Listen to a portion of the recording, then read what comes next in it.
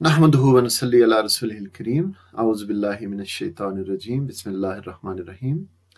मोहतरम सामीन इकराम, हमारी आज की फ़हम कुरान क्लास का मौजू है अल्लाह सब कुछ सुनता और देखता है।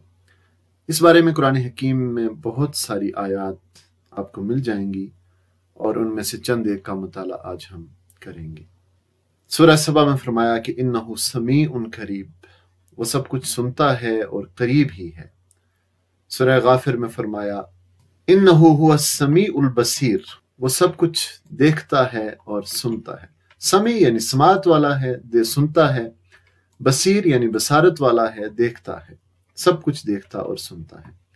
सूरह हदीद की आयत नंबर 4 में फरमाया गया वहुवा मअकुम ऐनमा कुंतुम, वो तुम्हारे साथ है जहां कहीं भी तुम हो।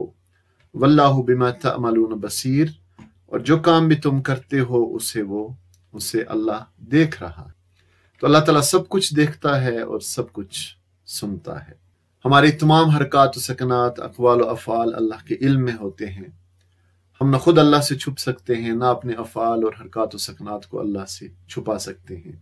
अल्लाह अपने इल्म से, अपनी कुदरत से हमें सुनता है, हमें देखता है, हमारे साथ होता है। जो कुछ भी अच्छे या बुरे अमाल इंसान करते हैं, अल्लाह ताला बज़ाते खुद उनका चश्मदीद गवाह है।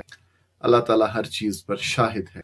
किसी जगह भी तुम हो, अल्लाह के इल्म से, उसकी कुदरत से, उसकी फरमारवाई से, उसकी तदबीर और इंतजाम से बाहर नहीं हो।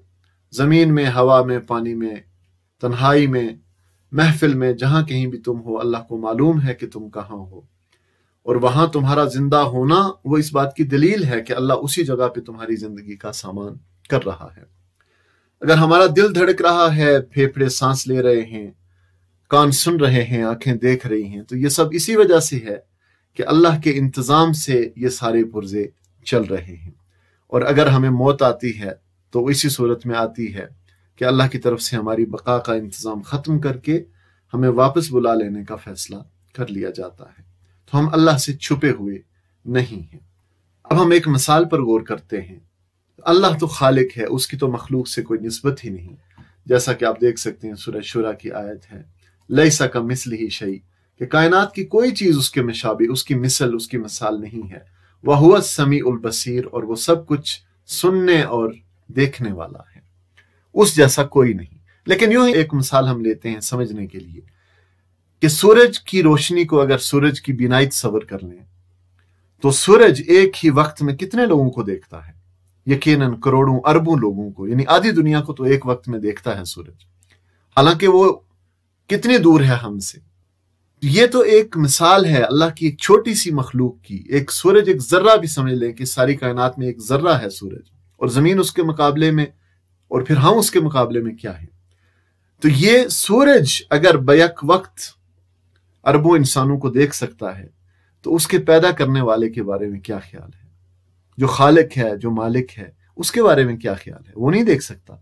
यकीनन वो देख सकता है, और वो देखता है, सबको देखता है, बसीर है, वस्समी, और सबको सुनता है। आज इंसान जो है, देखें, टेक्नोलॉजी की मदद से हम सारे लोग इस काबिल हैं कि करोड़ों लोग बैक वक्त व्हाट्सएप इस्तेमाल करते हैं, फेसबुक इस्तेमाल करते हैं।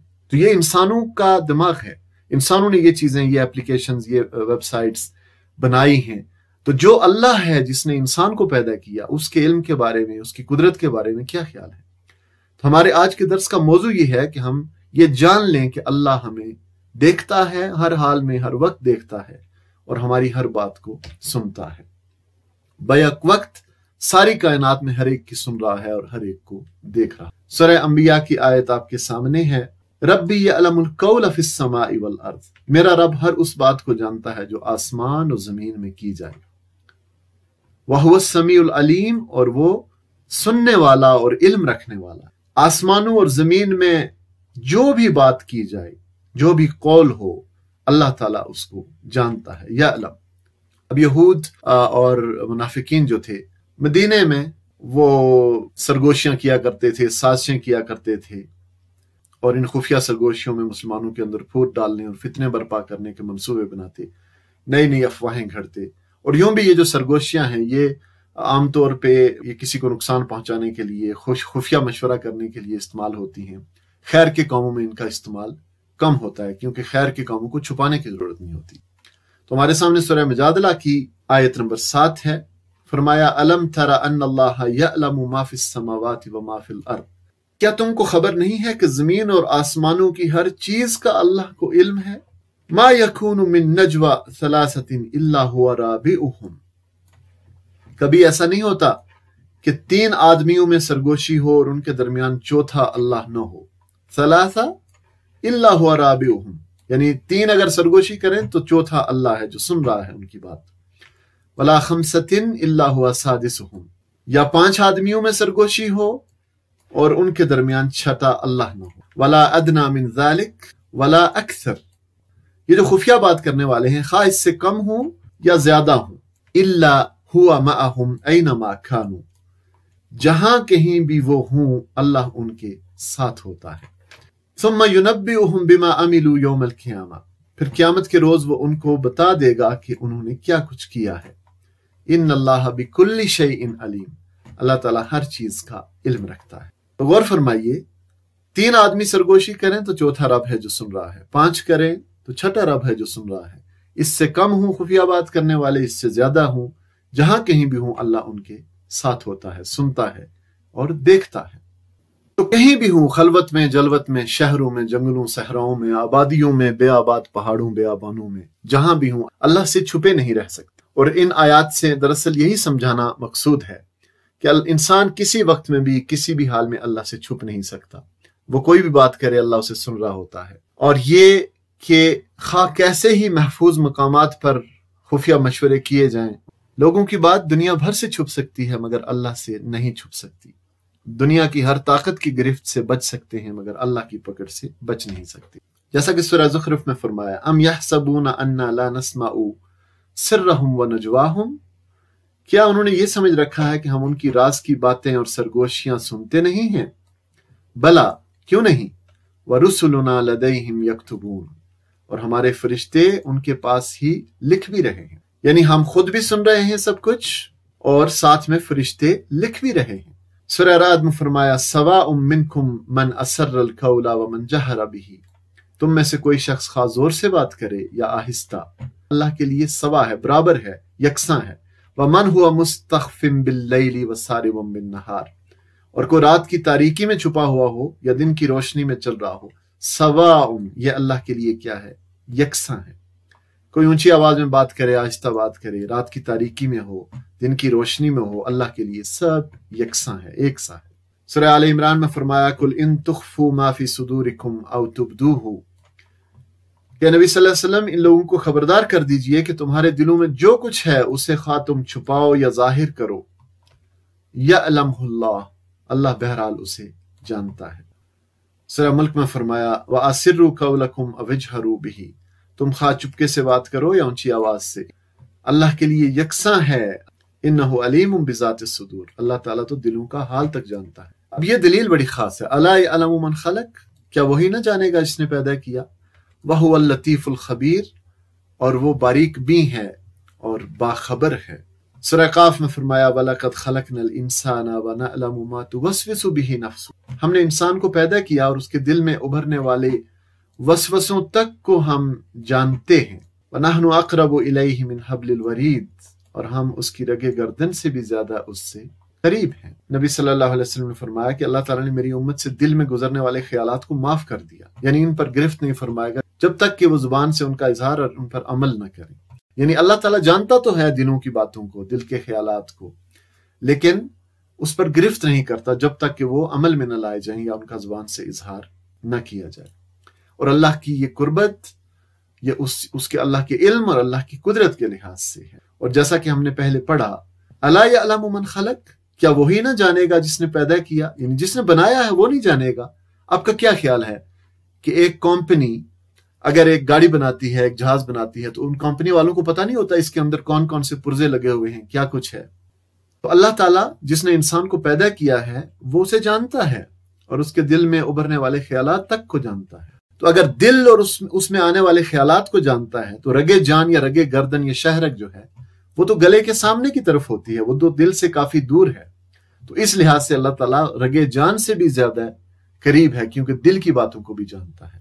یہ ذہن میں رکھیں کہ اللہ تعالیٰ کی یہ قربت اس کے علم اور اس کی قدرت کے لحاظ سے ہے، کیونکہ اللہ کی ذات تو آسمانوں میں ہے، جیسا قرآن میں فرمایا وہ من فی السماء، وہ جو آسمانوں میں ہے، لیکن اپنے علم سے، اپنی قدرت سے وہ ہمیں اس طرح جانتا ہے، ہماری ہر بات کو سنتا ہے اور ہمیں ہر حال میں دیکھتا ہے اور ہمارے ساتھ ہوتا ہے۔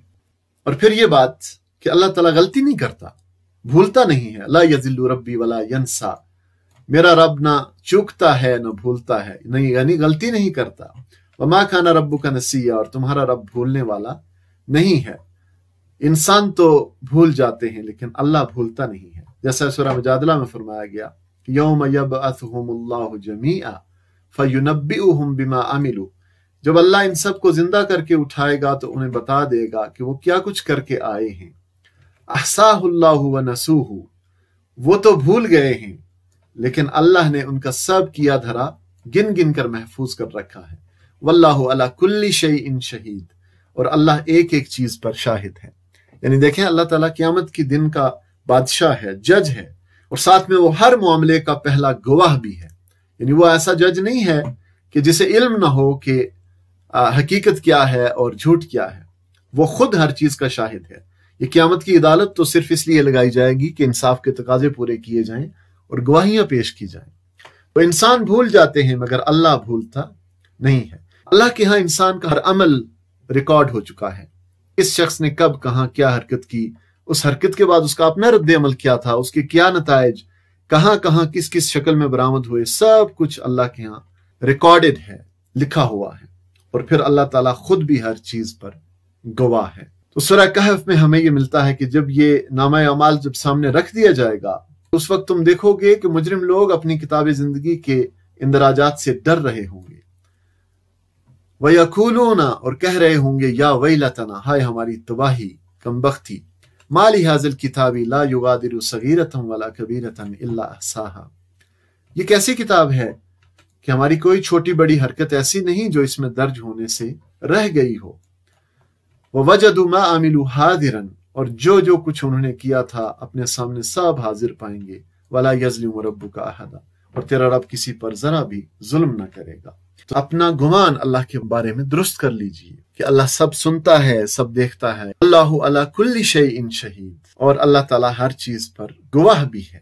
قیامت کا ایک اور منظر ہمیں ملتا ہے سورہ فصلت میں، آیات 19-23، کہ جب یہ جسم کے اعضاء جو ہیں، کھالیں انسانوں کے اوپر، کان اور آنکھیں گواہی دیں گی، تو اس وقت کا یہ تذکرہ ہے۔ فرمایا گیا کہ تم دنیا میں جب جرائم کرتے وقت چھپتے تھے تو تمہیں یہ خیال نہ تھا کہ کبھی تمہارے اپنے کان اور تمہاری آنکھیں اور تمہارے جسم کی کھالیں تم پر گواہی دیں گی۔ وَلَٰكِن ظَنَنْتُمْ أَنَّ اللَّهَ لَا يَعْلَمُ كَثِيرًا مِّمَّا تَعْمَلُونَ، بلکہ تم نے تو یہ سمجھا تھا کہ تمہارے بہت سے اعمال کی اللہ کو خبر بھی نہیں ہے، اور یہ جو گمان تم نے کیا تھا وَذَٰلِكَ ظَنُّكُمُ الَّذِي ظَنَنْتُمْ بِرَبِّكُمْ، یہ تمہارا گمان، تمہارا یہ گمان جو تم نے اپنے رب کے ساتھ کیا تھا، ارداکم فاصبحتم من الخاسرین، یہ گمان تمہیں لے ڈوبا اور اسی کی بدولت تم خسارے میں پڑ گئے۔ تم نے تو سوچا تھا، تم تو سمجھتے تھے اللہ کو معلوم ہی نہیں، حالانکہ اللہ کو سب معلوم تھا اور معلوم ہے،